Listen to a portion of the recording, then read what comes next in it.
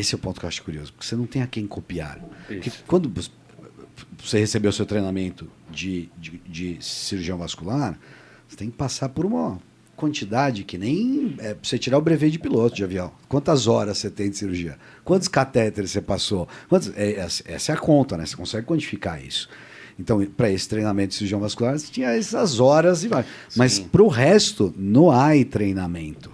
Não, mas é uma oportunidade. É isso. E Uma foi esse o grande desafio? oportunidade. Essa era a minha pergunta. Foi esse o desafio? Vamos escrever o que vai ser de forma ética, de forma com qualidade e dentro das regras. Tinha uma missão, logo de cara, vocês tinham colocado uma missão? Sim. Esse era Primeiro, o propósito. ninguém sabia do que se tratava. O pessoal achava estranho, achava engraçado. O paciente olhava e falava, isso aí é pegadinha, não é possível. Isso é pegadinha. Era difícil você convencer. Nas operadoras de saúde, muito difícil também. E o que acontece? Você tem um livro aberto para escrever aquilo que você precisa fazer. Aquilo que você vai fazer. Então, qual é a base? A base é o que existe para atendimento em hospital, em ambulatório, em consultório, que já está muito bem catalogado, muito bem escrito.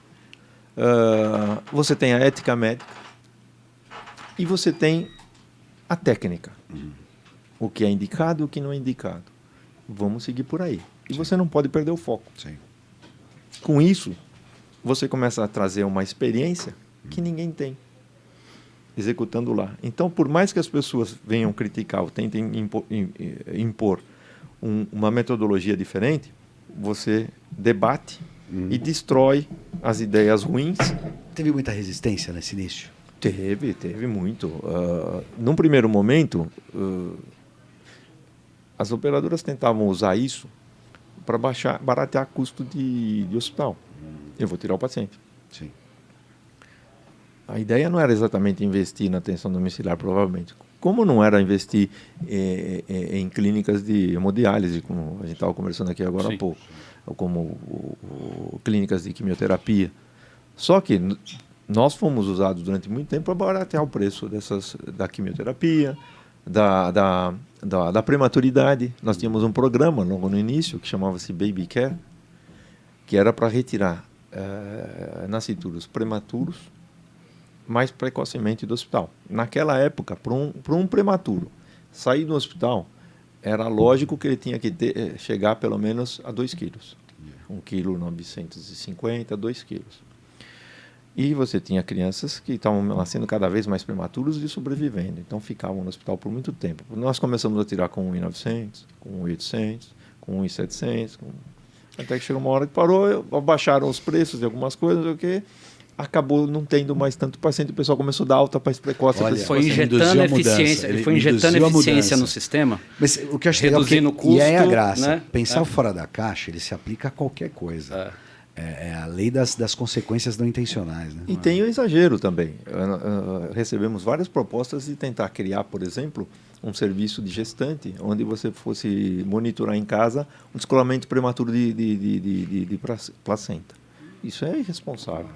Isso aí é uma coisa que precisa ser muito bem cuidada e muito ágil, senão você perde, no mínimo, a criança e pode perder a mãe também. Então, houve muita forçação de barra para esse tipo de coisa. E de colegas também? Colegas não, mas mais de gente que não era do meio, por exemplo, não eram ginecologistas, não eram pediatras, não estavam habituados a lidar nessa área, já estavam atuando em gestão por muito tempo e não pensavam nas consequências, eles queriam resolver o problema financeiro. Entendi. Então, isso a gente teve que fazer um trabalho também para evitar, segurar os ânimos. Sim. Você entendeu? Segurar. Não é tudo aquilo que um paciente quer e não é tudo aquilo que a operadora quer. É aquilo que é possível fazer com segurança. Ponto final. A ideia é não perder esse fio. É a ética, a técnica e a responsabilidade, com qualidade. Se você seguir esses princípios, vai dar certo. Não tem porquê. Tanto é que muitas coisas a gente nem pensava em fazer em casa. E a gente foi adquirindo confiança, a técnica e abordagens que permitiram que a gente fosse avançando. Hoje fica fácil, né? A gente falar disso, porque a gente tem um conceito na medicina chamado Hospital do Futuro.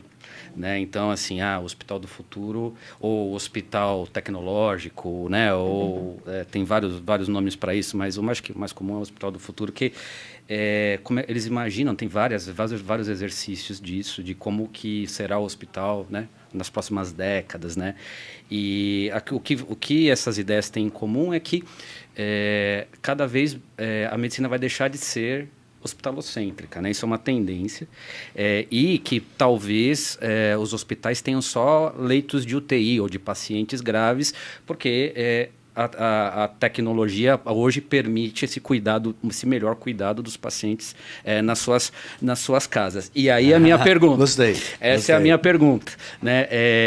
Tem nuance aí. Até que ponto... Primeiro, né?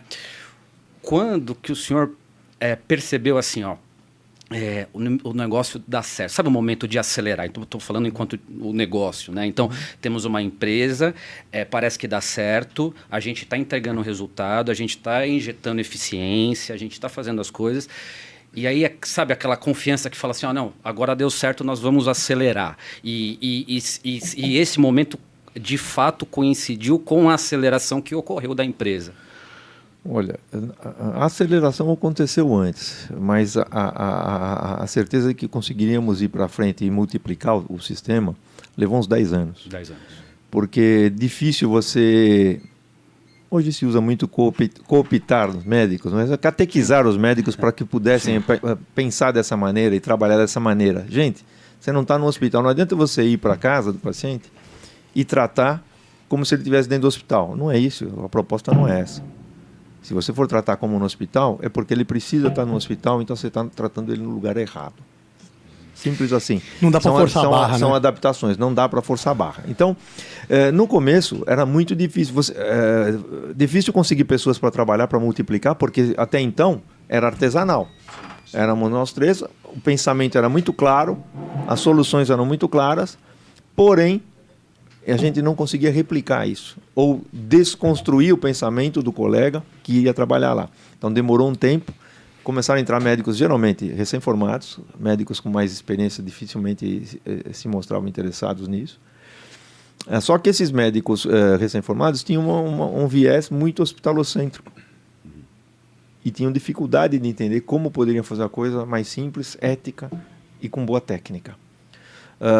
Especialista, já era nessa época o médico com aquela visão de especialista de hospital, né? Sim, muitos. Uhum. Agora, o que mais se adaptava na época, mais fácil de moldar um pouco, eram os com formação cirúrgica, que estão acostumados com o imprevisto, estão acostumados com adaptações. Os clínicos eram mais difíceis, mais resistentes. As outras profissões, os fisioterapeutas, a enfermagem, também mais resistente. Algum receio. E a gente começou a ir desconstruindo e debatendo e falando, não é assim, esse medo é por isso, nós estamos fazendo assim, assim. O motivo de se fazer no hospital dessa maneira é por causa disso, disso, disso. Em casa eu não tenho esses quesitos, eu não preciso fazer dessa maneira, existe possibilidade de fazer diferente e tal. Então foram uns 10 anos de construção e mais ou menos uns 10 anos para aprender como ensinar isso de maneira mais efetiva, mais objetiva e mais constante. Então, não foi fácil, não.